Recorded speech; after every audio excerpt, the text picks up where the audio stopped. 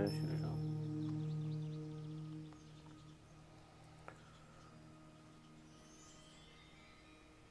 सुंदरकांड में जब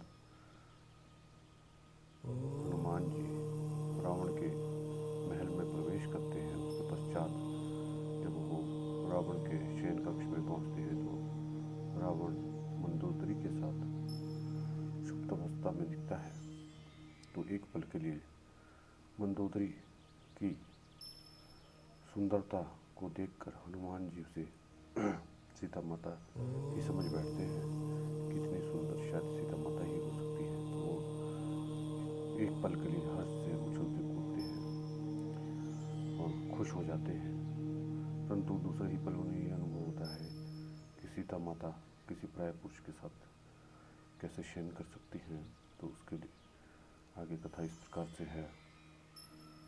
अवयुध्य च तां बुद्धिं बभूव स्थितस्तथा जगाम चापरां चिंतां सीतां प्रति महाकपिः।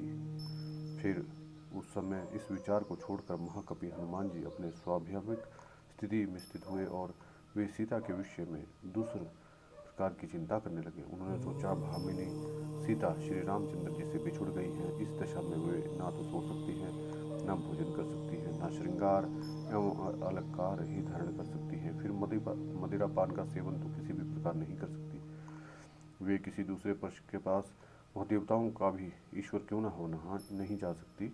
देवताओं में भी कोई ऐसा नहीं है जो श्री रामचंद्र जी की समानता कर सके। अतः अवश्य ही यह सीता नहीं है, कोई दूसरी स्त्री है। ऐसा निश्चय करके वे कपिश्रेष्ठ सीता जी के दर्शन के लिए उत्सुक हो पुनः वहाँ की मधुशाला में विचरने लगे। वहाँ कोई स्त्री क्रीड़ा करने से थकी हुई थी, कोई गीत गाने से, दूसरी नृत्य करके थक गई थी और कितनी ही स्त्रियां अधिक मद्यपान करके अचेत हो रही थी। बहुत सी स्त्रियां ढोल मृदंग चेलिका नामक वाद्यों पर अपने अंगों को टेक कर सो गई थी और दूसरी महिलाएं अच्छे अच्छे बिछौनों पर सोई हुई थी। वानर युद्धपति हनुमान जी ने उस पान भूमि को ऐसी सहस्त्र रमणियों से संयुक्त देखा जो भांति भांति के आभूषणों से विभूषित रूप लावण्य की चर्चा करने वाली गीत के समुचित अभिप्राय को अपनी वाणी के द्वारा प्रकट करने वाली, देश और काल को समझने वाली, उचित बात बोलने वाली और अधिक क्रीड़ा में अधिक भाग लेने वाली थी। दूसरे स्थान पर उन्होंने ऐसे सहस्त्र सुंदरियां युवतियों को सोते देखा जो आपस में रूप सौंदर्य की चर्चा करते हुए लेट रही थी। वानर युद्धपति पवन कुमार ने ऐसी बहुत सी स्त्रियों को देखा जो देश काल को जानने वाली, उचित बात कहने वाली और अति क्रीड़ा के पश्चात गाढ़ निद्रा में सोई हुई थी। उन सब के बीच में महाभाव राक्षस राज रावण विशाल गौशाला में श्रेष्ठ गौओं के बीच सोए हुए सांड की भांति शोभा पा रहा था। उस वन में जैसे वन में हाथियों से घिरा हुआ कोई महान गजराज सो रहा हो, उसी प्रकार उस भवन में सुंदरियों से घिरा हुआ स्वयं राक्षस राज रावण सुशोभित हो रहा था। वह महाकाय राक्षस राज के भवन में कपिश्रेष्ठ हनुमान ने वह पान भूमि देखी जो संपूर्ण मनोवांछित भोगों से संपन्न थी। उस मधुशाला में अलग अलग मृगों, भैंसों और सुअरों के मांस रखे थे जिन्हें हनुमान जी ने देखा। वानर सिंह हनुमान जी ने वहाँ छोटे सोने के छोटे बड़े पात्रों में मोर, मुर्गे, सुअर, गेंडा, शाही हिरण और मयूरों के मांस देखे जो दही और नमक मिलाकर रखे गए थे। वे अभी खाए नहीं गए थे। क्रिकिल नामक पक्षी, भांति भांति के बकरे, खरगोश आदि खाए हुए भैंसे, एक शल्य नामक मत्स्य और भेड़े सब प्रकार के राग पका पका कर रखे हुए थे। उसके पश्चात अनेक प्रकार की चटनियाँ भी थी। भांति भांति के पेय और भक्ष्य पदार्थ भी विद्यमान थे। जीभ की शिथिलता दूर करने के लिए खटाई नमक के साथ भांति भांति के राग और खंडों भी रखे गए थे। बहुमूल्य बड़े बड़े नुपुर बाजूबंद जहाँ तहाँ पड़े हुए थे। मद्यपान के पात्र इधर उधर लुढ़काए हुए भांति भांति के फल भी बिखरे पड़े थे। इन सब के उपलक्षित होने वाली वह पान भूमि जिनसे फूलों से सजाया गया था, अधिक शोभा का पोषण कर संवर्धन कर रही थी। यत्र तत्र रखी हुई सुदृश्य शैयां और सुंदर स्वर्णमयी सिंहासनों से सुशोभित होने वाली वह मधुशाला ऐसी जगमग आ रही थी कि बिना आग के ही जलती हुई सी दिखाई दे रही थी। अच्छी झोंक वघार से तैयार किए गए नाना प्रकार के विविध मांस चतुर रसोइयों द्वारा बनाए गए थे और उस पान भूमि में पृथक पृथक सजा कर रखे गए थे। उसके साथ ही स्वच्छ दिव्य सुराएं, जो कृत्रिम सुराएं भी वहाँ रखी गई थी। उसमें शर्वा, शर्करासव, मध्याविक, पुष्पासव, फलासव भी थे। उन सबको नाना प्रकार के सुगंधित चूर्णों से पृथक पृथक वासित किया गया था।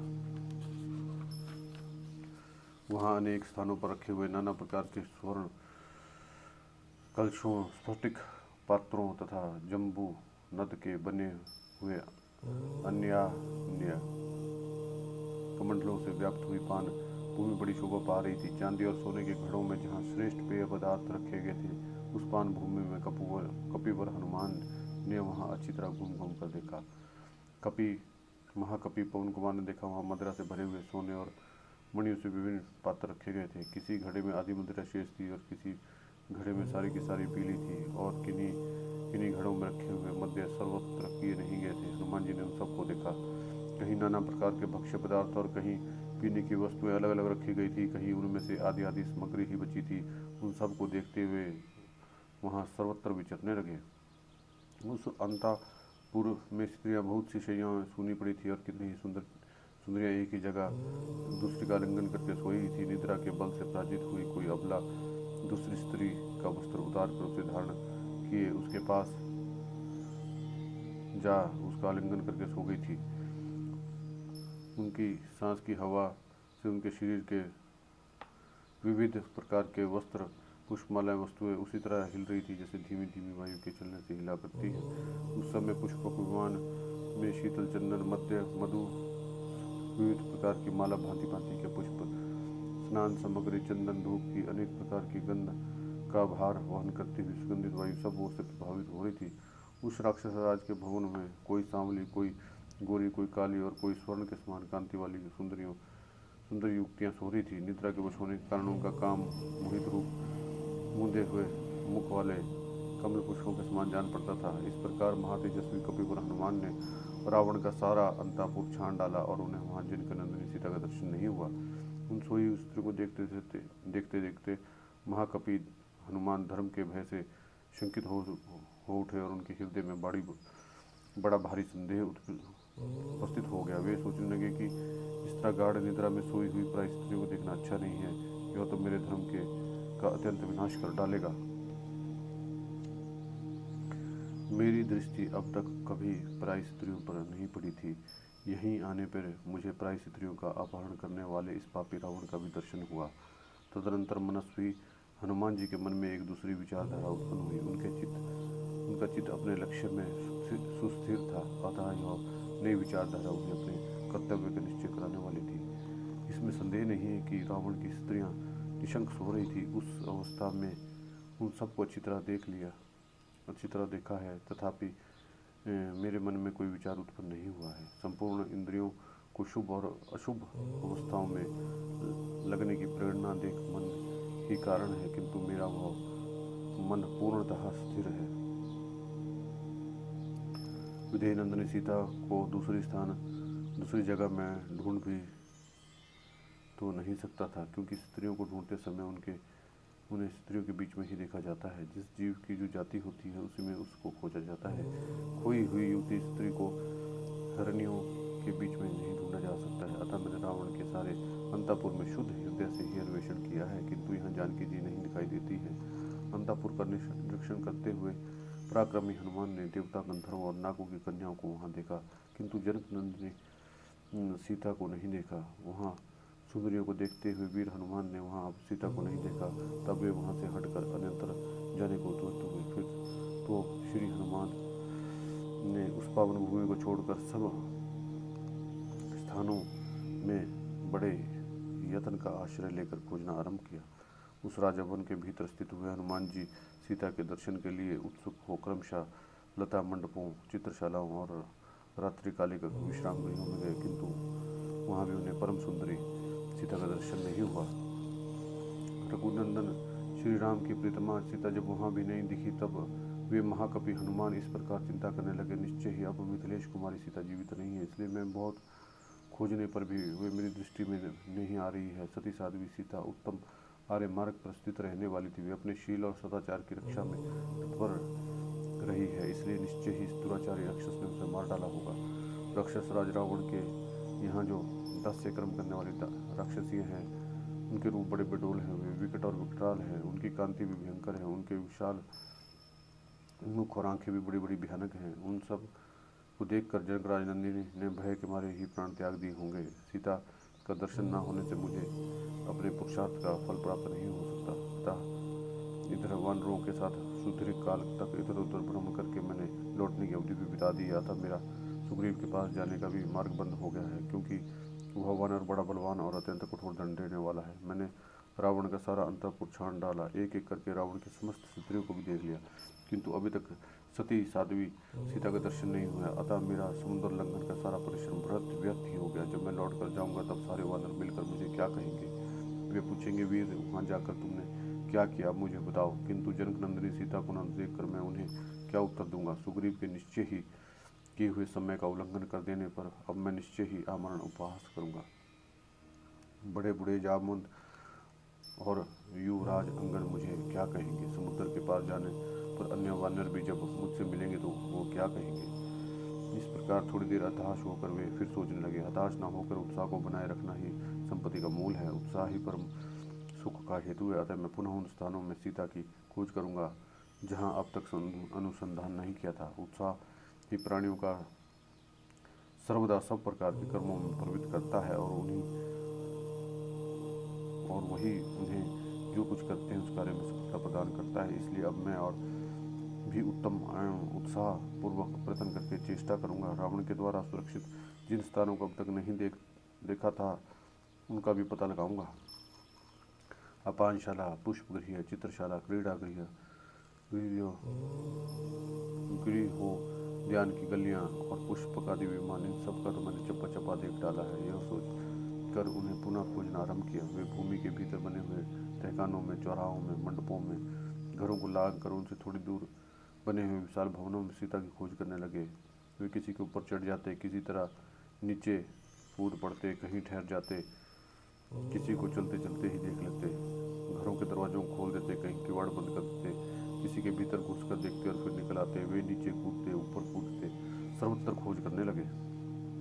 उन महाकपि ने वहाँ सभी स्थानों में विचरण किया। रावण के अंतःपुर में कोई 4 अंगुल का भी ऐसा स्थान नहीं रह गया था जहाँ कपिपुर हनुमान जी नहीं पहुँच पाए। उन्होंने परकोटे के भीतर की गलियाँ, चौराहे के वृक्षों के नीचे बनी हुई वेदियाँ, गड्ढे, पोखरियाँ सबको छान डाला। हनुमान जी ने जगह जगह नाना प्रकार के आकार वाली कुरूप विकट राक्षसें देखी, किंतु वहाँ उन्हें जानकी का दर्शन नहीं हुआ। संसार में जिनके रूप सौंदर्य की कहीं तुलना नहीं होती, ऐसी बहुत सी विद्याधरनियाँ भी हनुमान जी की दृष्टि में आई, परंतु वहाँ उन्हें रघुनाथ जी का आनंद प्रदान करने वाली सीता नहीं दिखाई दी। हनुमान जी ने तो सुंदर, नितंब और पूर्ण चंद्रमा के समान मनोहर मुख वाली बहुत सी कन्याएं भी वहाँ देखी, किंतु जनक किशोरी का उन्हें दर्शन नहीं हुआ। राक्षसराज के द्वारा नाग सेना को मत कर बलात् हरलाई हुई नाग कन्याओं को तो पवन कुमार ने वहाँ देख लिया, किंतु जानकी जी उन्हें दृष्टिगोचर नहीं हुई। महाबाहु पवन कुमार हनुमान जी को दूसरी बहुत सी सुंदरियां दिखाई दी, परंतु सीता जी उनके देखने में नहीं आई, इसलिए वह बहुत ही दुखी हो गए। उन वानर शिरोमणि वीरों के उद्योग और अपने द्वारा किए गए समुद्र लंघन को व्यर्थ हुआ देख पवन पुत्र हनुमान पुनः बड़ी भारी चिंता में पड़ गए। उस समय वायुनंदन हनुमान विमान से नीचे उतर आए और बड़ी चिंता करने लगे। शोक से उनके चेतना शक्ति शिथिल सी हो गई।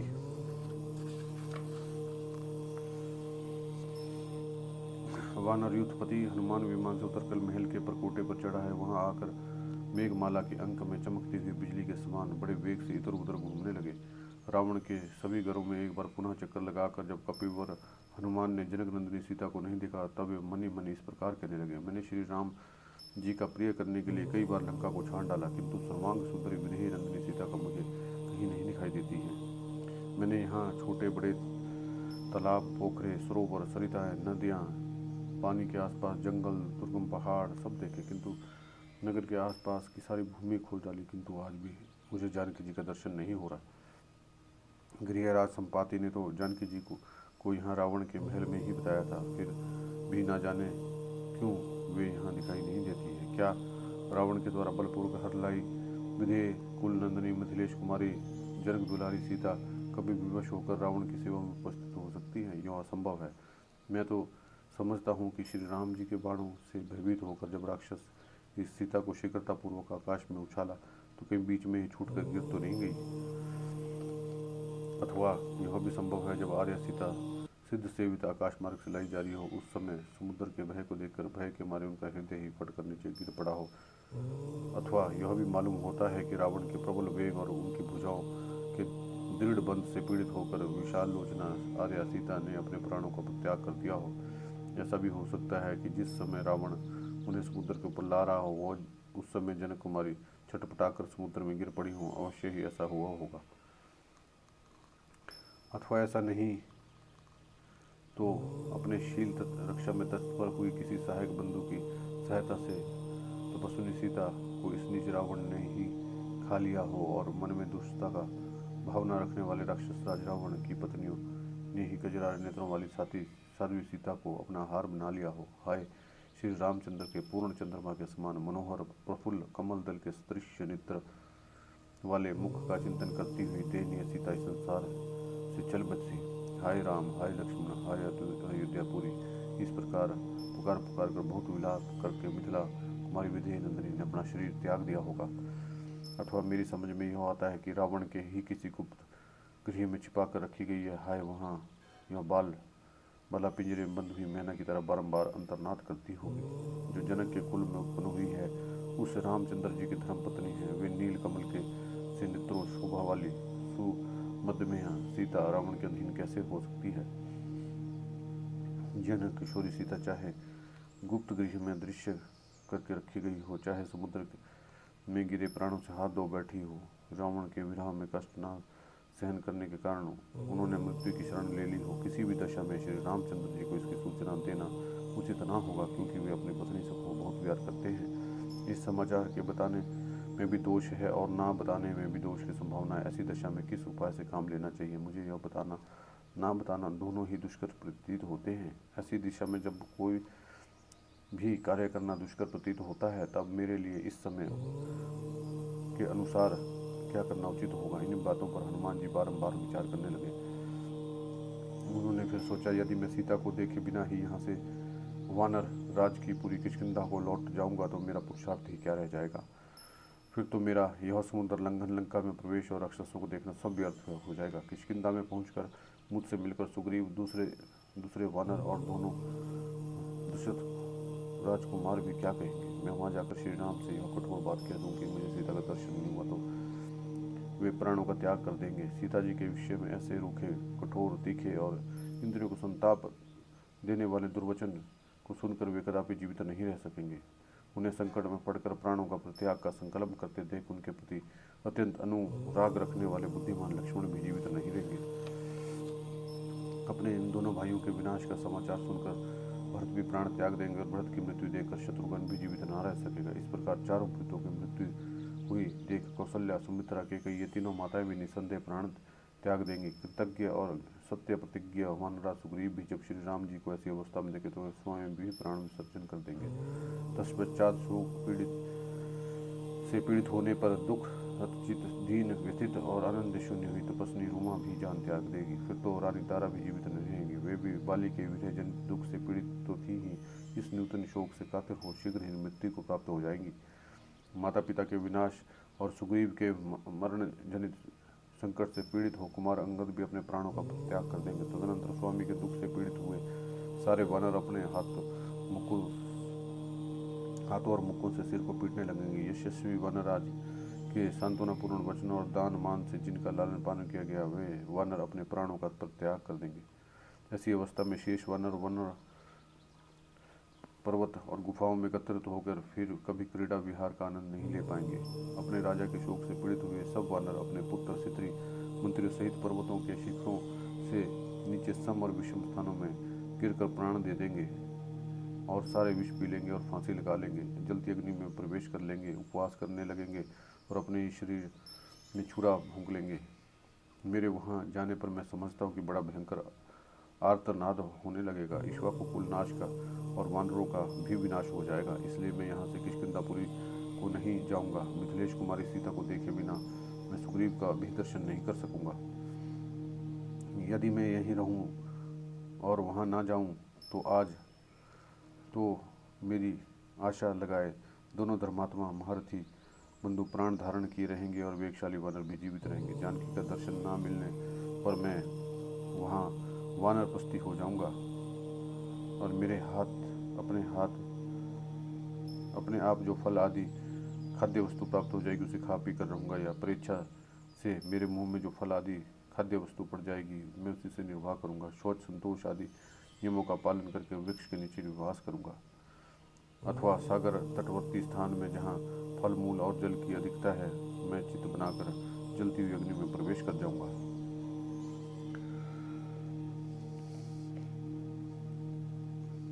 हनुमान जी सीता माता के लंका में ना मिलने के कारण बहुत दुखी हो गए थे और विभिन्न प्रकार के विचार उनके मन में आ रहे थे।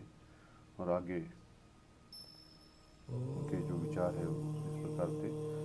अथवा आमरण उपवास के लिए बैठकर लिंग शरीरधारी जीवात्मा का शरीर से वियोग कराने के प्रयत्न में लगे हुए मेरे शरीर को कौवे और हिंसक जंतु अपना आहार बना लेंगे। यदि मुझे जानकी जी का दर्शन नहीं हुआ तो मैं खुशी खुशी जल समाधि ले लूँगा। मेरे विचार से यह इस तरह जल प्रवेश करके परलोक गमन करना ऋषियों की दृष्टि में उत्तम ही है। जिनका प्रारंभ शुभ है, ऐसी सुभगा यशोसनी और मेरी कीर्तिमाला रूपी यह दीर्घ रात्रि भी सीता जी को देखे बिना ही बीत चली। अथवा मैं नियम पूर्वक वृक्ष के नीचे निवास करने वाला तपस्वी हो जाऊंगा, किंतु उस असित लोचना सीता को देखे बिना यहाँ से कदापि नहीं लौटूंगा। यदि सीता का पता लगाए बिना मैं लौट जाऊं तो समस्त वानर सहित अंगद जीवित नहीं रहेंगे। इस जीवन का नाश कर देने में बहुत सा ही दोष है। जो पुरुष जीवित रहता है वो कभी न कभी अवश्य कल्याण का भागी होता है। अतः मैं प्राणों को धारण किए रहूँगा और जीवित रहने पर अभीष्ट वस्तु अथवा सुख की प्राप्ति अश्वम भाई है। इस तरह मन में अनेक प्रकार के दुख धारण किए कपीश्वर हनुमान जी का शोक का पार ना पा सके। तदनंतर धैर्यवान कपिश्रेष्ठ हनुमान ने पराक्रम का सहारा लेकर सोचा, अथवा महाबली दशा मुख रावण का वध क्यों न कर डालूं। भले ही सीता का अपहरण हो गया है, इस रावण को मार डालने से उसका वैर भरपूर बदला सध जाएगा। अथवा इसे उठाकर समुद्र के ऊपर से ले जाऊं, जैसे पशुपति को पशु अर्पित किया जाता है उसी प्रकार राम के हाथ में इसको सौंप दूं। इस प्रकार सीता को ना पाकर वे चिंता में निमग्न हो गए हैं। उनका मन सीता के ध्यान और शोक में डूब गया है। फिर वे वानर वीर इस प्रकार विचार करने लगे, जब तक मैं श्री राम सीता की पत्नी सीता का दर्शन ना करा लूं तब तक इस लंकापुरी में बारंबार उसकी खोज करता रहूंगा। यदि संपाति के कहने पर भी मैं श्री राम को यहाँ बुला ले आऊँ तो अपनी पत्नी को यहाँ ना देखने पर रघुनाथ जी समस्त वानरों को जलाकर भस्म कर देंगे। अतः यह नियमित आहार और इंद्रियों के संयम पूर्वक निवास करूँगा। मेरा कारण वे समस्त नर और वन नष्ट ना हो जाएं। इधर यह बहुत बड़ी अशोक वाटिका है, इसके भीतर बड़े बड़े वृक्ष हैं। इसमें मैंने अभी तक अनुसंधान नहीं किया था, मैं इसमें ही चलकर ढूंढूंगा।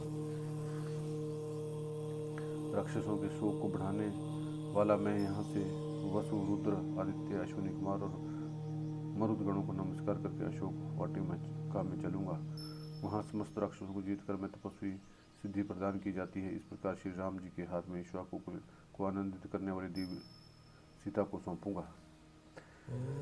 इस प्रकार 2 घड़ी तक सोच विचार कर चिंता से शिथिल इंद्रिया वाले महाबाहु पवन कुमार सहसा उठकर खड़े हुए और लक्ष्मण सहित श्री राम को नमस्कार है। जनक नंदिनी सीता देवी को भी नमस्कार है। रुद्र यम इंद्र वायु देवता को नमस्कार है। चंद्रमा अग्नि और मरुदगणों को भी नमस्कार है। इस प्रकार सबको और तथा सुग्रीव को भी नमस्कार करके पवन पुत्र हनुमान जी संपूर्ण दिशाओं की ओर दृष्टिपात करके अशोक वाटिका में जाने के लिए उद्यत हुए।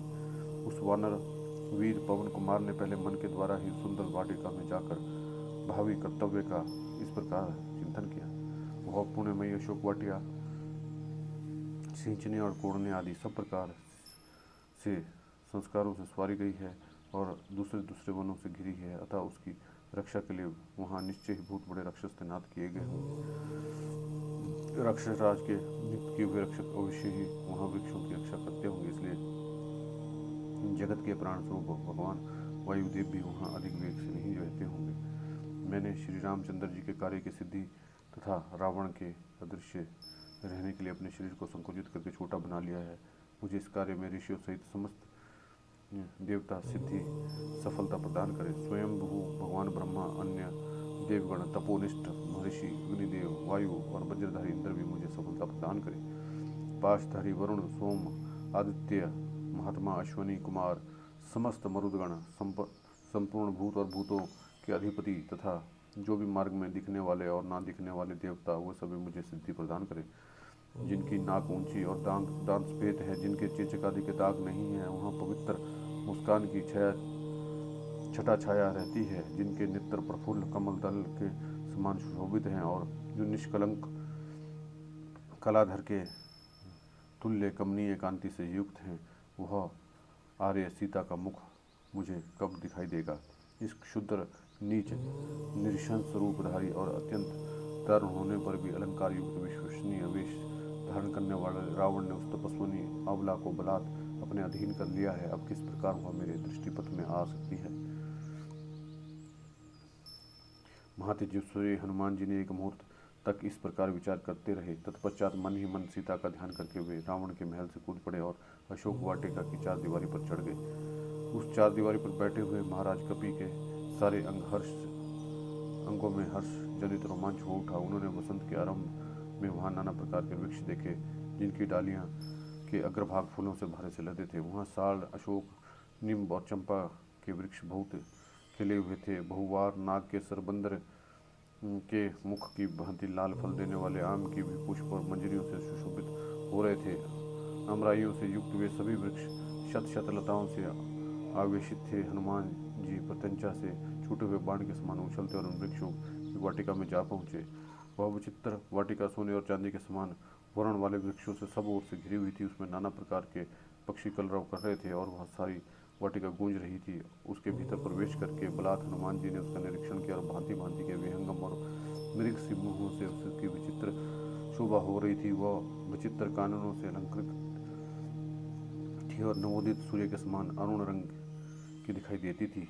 फूलों और फलों से लदे हुए नाना प्रकार के वृक्षों से व्याप्त हुई उस अशोक वाटिका का मतवाले कोकिल और भ्रमर सेवन करते थे। वह वाटिका ऐसी थी जहाँ जहाँ जाने से हर समय लोगों के मन में प्रसन्नता हो उठती थी। मृग और पक्षी मदमद हो उठते थे। मतवाले मोरों का कलनाद वहाँ निरंतर गूंजता रहता था। नाना प्रकार के पक्षी वहाँ निवास करते थे। उस वाटिका में सती साध्वी सुंदर राजकुमारी सीता की खोज करते हुए वानरवीर हनुमान ने घोंसलों में सुखपूर्वक सोए हुए पक्षियों को जगा दिया। उठते हुए व्यंगम की पंखों की हवा लगने से वहाँ वृक्ष अनेक प्रकार के रंग बिरंगे फूलों की वर्षा करने लगे। उस समय पवन कुमार हनुमान जी उन फूलों से आच्छादित होकर ऐसी शोभा पाने लगे मानो वह अशोक वन में कोई फूलों का बना हुआ पहाड़ शोभा पा रहा हो।